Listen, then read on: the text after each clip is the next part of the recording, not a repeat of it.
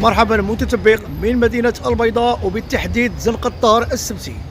معنا أحد المنظمين وسائقي سيارة التاكسي من الحجم الكبير اللي دار واحد المبادرة جميلة ورائعة تجاه المتضررين من الزلزال. مرحبا خويا. السلام عليكم. تعازينا حار الاخوان الحوز والاخوان، تعازينا المغاربه كاملين، قلوبنا معكم.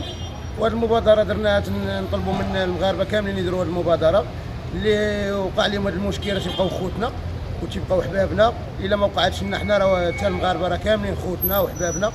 وهذه المبادره حنا تنديروها تنطلبوا من المغاربه كاملين يديروها، لا سائقين مهنيين لا اي واحد، لا لشركات ولا اي واحد.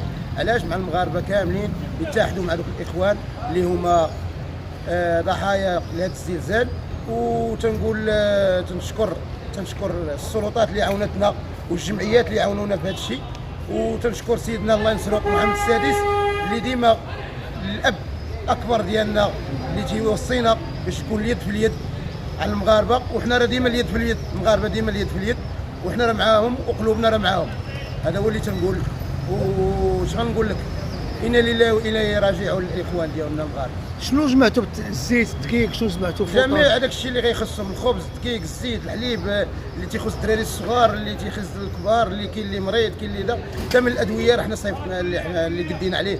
المهم الخلاصه ديال اللي قدينا عليه راه حنا درناه. هذا هو اللي كاين. ويسمحوا لنا ما حنا ما يمكنش لينا نمشيو ونتواصلوا معهم، راه حنا جمعنا داك الشيء وغيوصلهم حتى لعين المكان. تقريبا غديروا قافله. غنديروا قافله.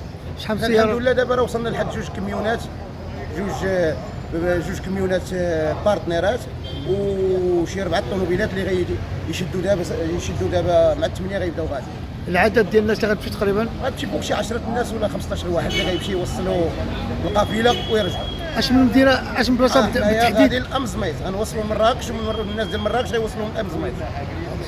هذا هو اللي كاين. وتحيه كبيره اخواننا وعزانا وعزاهم واحد. شكرا خويا. الله يعطيك.